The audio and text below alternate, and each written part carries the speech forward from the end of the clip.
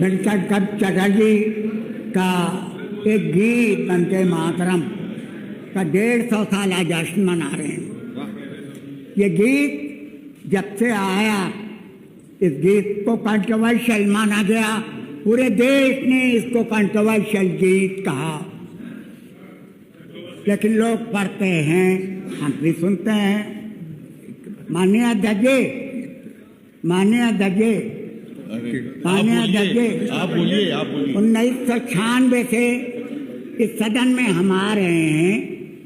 हमने किसी सदस्य को उसकी पॉलिटिकल पहचान से नहीं जाना।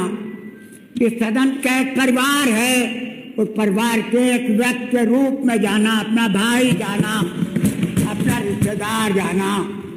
जब इस सदन में एक दूसरे पर खींचातानी होती है तो वो अच्छा नहीं लगता नहीं है कि हम एक परिवार के सदस्य हैं। ये नहीं लगता, लगना चाहिए। ये कंट्रोवर्शियल इशू रहा है। 1997 में 96 में सदन बनी थी, लेकिन 1 साल तक वो अंडर सस्पेंडेड एनिमेशन रही और 97 में सरकार बनी भारतीय जनता पार्टी की।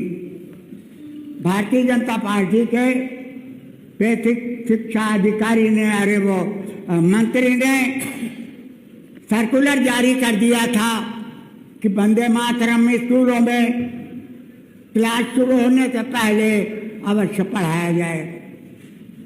मुख्यमंत्री नदवतुल उलमा के रेक्टर थे मौलाना अबुल हसन अली नदवी, वो पूरी दुनिया में जाने जाते थे। उन्होंने एक लेख अखबार में दे दिया। मुख्यमंत्री जी ने लेख पढ़ा और उस सर्कुलर को उन्होंने खारिज कर दिया और मंत्री जी को उनकी कुर्सी से हटा दिया। हाँ, तो ऐसा भी होता है, ऐसा भी कभी होता है कि हवा का ओट लेके चिराग जलता है। ऐसा भी कभी होता है कि हवा का ओट लेके चिराग जलता है। लोगों, ये सही है कि हिंदुस्तान की अज़ीमुश्शान पार्लियामेंट में 20 घंटा, 10 घंटा लोकसभा, 10 घंटा राज्यसभा में इस वंदे मातरम के जश्न मनाया गया। यहाँ भी हम मना रहे हैं, लेकिन मुझे भय लगता है कि जश्न के पीछे कहीं कोई बहुत बड़ा हादसा तो न हो जाए। मुझे भय लगता है कि बाबा साहब भीमराव अम्बेडकर का जो ड्राफ्ट कमेटी के चेयरमैन थे, उनका संविधान कहीं दांव पर तो न आ जाए। मुझे भय लगता है। माननीय अध्यक्ष जी, बाबा साहब भीमराव अम्बेडकर ने अपने संविधान में खुद लिखा है कि द डे विल कम, एक दिन आएगा जबकि जुडिशरी, एक दिन आएगा जबकि लेजिस्लेचर, जुडिशरी और एडमिनिस्ट्रेशन अपनी मनमानी चलाएंगे।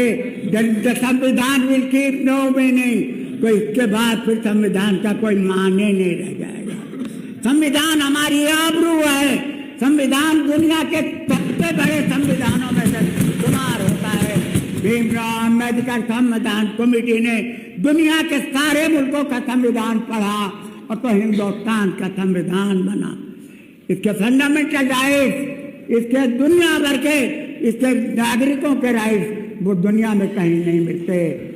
अपने संविधान देता है। मुझे भय लगता है कि कहीं ऐसा न हो कि देश का संविधान खतरे में पड़ जाए। मेरे भाइयों, ये नोट कर लो अच्छी तरह से। इस देश की आबरू मेरी ख्वाहिशों से बड़ी है। मेरी ख्वाहिशें कुछ भी हो, मैं अपने को मुसलमान कहूँ, आप अपने को हिंदू कहें, वो अपने को सिख कहें, ये छोटी बातें हैं। देश का संविधान सबसे बड़ा है। हमकी जिम्मेदारी बनती है कि हम अपने संविधान की सुरक्षा करें और उसी के लिए मैं खड़ा हुआ था। मेरे भाइयों, मैं उसी के लिए खड़ा हुआ था। सबसे निवेदन कर रहा हूँ कि सब कुछ खो देना, लेकिन इस देश के संविधान को मत खोना। वो हमारी इज्जत आबरू बनेगा, हमारी इज्जत आबरू है। आपसे मैं इजाजत चाहूँगा। बहुत बहुत शुक्रिया।